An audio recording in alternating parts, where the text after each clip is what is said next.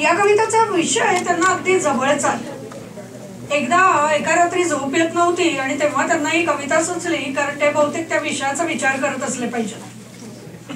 आता एक गंमत आहे, त्यांचे सासरे त्यांना म्हणतात नॉटी ॲट 40. हे असं का म्हणतात ते आता आपल्याला कळेल या कवितेतून. मकरंद नळगीरकर.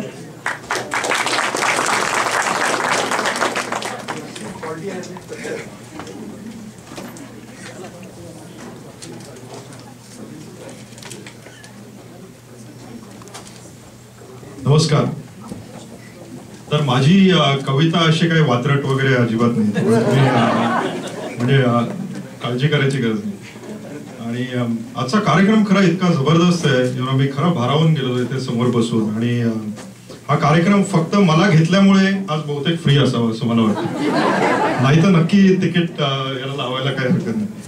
पण एनिवे, माझी ही जी कविता आहे त्याची जी गोष्ट आहे ती अशी, म्हणजे कई साल पहिले की ये बात आहे, म्हणजे कई साल पहिले की असं, म्हणजे यू गेट द पॉइंट. तर तेव्हा झालं, गंमत अशी होती की मला तेव्हा नुकतंच 40शीने गाठलं होतं. आणि म्हणजे मला त्याच्या तावडीत सापडेन असं वाटलं नव्हतं, पण मला 40शीने नुकतंच गाठलं होतं. आणि माझ्या असं लक्षात आलं की 40शी आल्यावर जशा काही गोष्टी झपाट्याने वाढायला लागल्या. म्हणजे जसं आता याची एक साईड गोष्ट सांगतो की आमचं जेव्हा लग्न जमलं आणि चहा पोहे वगैरे तो कार्यक्रम झाला, तेव्हा माझ्या बायकोनी तिच्या मैत्रिणीला वर्णन मुलगा कसा वाटला याबद्दल असं सांगितलं की इज नॉट बॅड, पण थोडासा हेल्दी आहे. तर 40शी आल्यावर जशी झपाट्याने हेल्दीनेस, थोडा वात्रटपणा वगैरे जसा वाढायला लागला, तशा काही गोष्टी झपाट्याने कमी व्हायला लागल्या. आणि त्या असं सकारात्मक दृष्टिकोन माझा असल्यामुळे मला त्या नेमक्या त्या गोष्टींमुळे भरपूर हळहळ वाटायला लागली आणि वेदना वाटल्या. आणि असं म्हणतात की कवितांची जी प्रसूती असते ती अशा वेदनेत नव्हते. आणि तर त्यामुळे मग मी हे असं आपलं रात्री कधीतरी हे असं हळहळ काव्य एक लिहिलं. म्हणजे हळहळ काव्य असं काही काव्य प्रकार असेल असं मला वाटत नाही, पण आता मी बरीच हळहळ काव्य लिहायला लागलोय 40शीत, त्यामुळे हा माझा पहिला त्यातला. तर माझीच कविता आहे, पण मला सगळे आठवतेच असं नाही.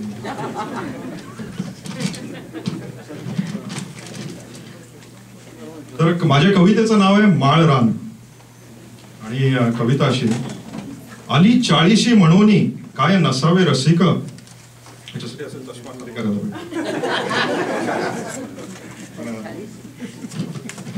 आली 40शी म्हणोनी काय नसावे रसिक, मना अधिकच मोहे आता मोहिका समीप. सो मोहिका बहुवचनी शब्द आहे बरं का. तर आली 40शी म्हणोनी काय नसावे रसिक, मना अधिकच मोहे आता मोहिका समीप. पहा पहा सभोवरी चल पहल चंचल, पहा पहा सभोवरी चल पहल चंचल, त्वरी अनवधाने हात उठे झाकण्या टक्कल. तर पहा पहा सभोवरी चल पहल चंचल, त्वरी अनवधाने हात उठे झाकण्या टक्कल. हाय होते जेव्हा साध्य, हाय होते जेव्हा साध्य माने जुल्फे रोळावी. हाय होते जेव्हा साध्य माने जुल्फे रोळावी, गृही दंडक वचक केसा कातर जोडावी. नाही, तर हाय होते जेव्हा साध्य माने जुल्फे रोळावी, गृही दंडक वचक केसा कातर जोडावी.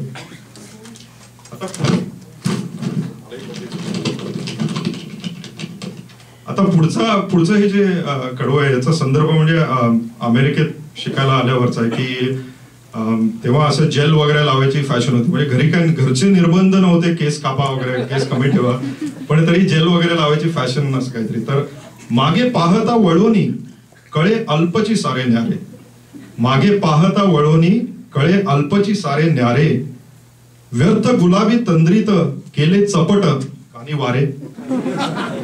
तर मागे पाहता वळोनी कळे अल्पची सारे न्यारे, व्यर्थ गुलाबी तंद्रीत केले चपट कानी वारे. अमळ उशिरा अक्कल, ओके, अमळ उशिरा अक्कल तरी लाविली शक्कल. शब्दरचना किती कॉम्प्लिकेटेड आहे बघा. अक्कल आहे शक्कल आहे. तर म्हणून मी कवी नाही करत.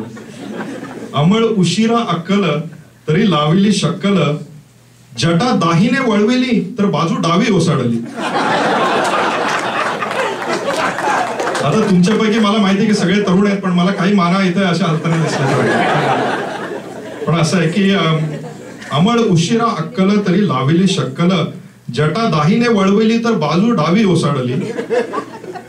आणि आता हे तलबगार जो यांनी सांगितलं की मी टोपण नाव, कारण मला माहिती की मी कवी नाही, उगीच काहीतरी लिहिलं आणि कोणीतरी वाचायचं आणि काहीतरी प्रॉब्लेम व्हायचा. तर म्हणून मी तलबगार म्हणजे माझं एक आवडतं गाणं रवींद्र जैन यांनी संगीतबद्ध केलेलं 70च्या दशकातलं की हर हसी चीज का मैं तलबगार हूं, रस का फूलों का गीतों का बीमार हूं, असे गाणे. तर तलबगार या शब्दाचा अर्थ असा आहे की तहानलेली व्यक्ती किंवा रसिक अशाच अर्थे.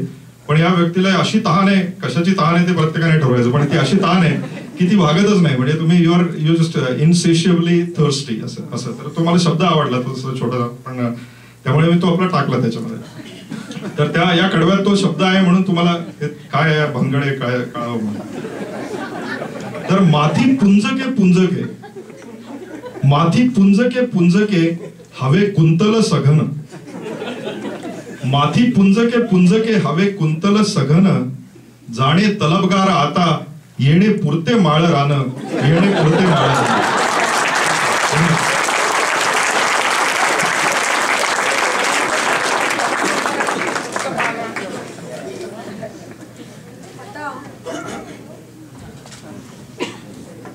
आता याच्यानंतर आपल्या सगळ्या तलबगार लोकांसाठी या कार्यक्रमातली शेवटची कथा सादर करतायत नितीन अंतुरकर. अंतुरकरांना व्यवसायाच्या निमित्ताने बराच प्रवास करावा लागतो. अशाच एका प्रवासात ते पोचले शांघायला, चीनमध्ये. शांघायच्या ट्रिपहून परत आल्यावर त्यांनी कथा लिहिली.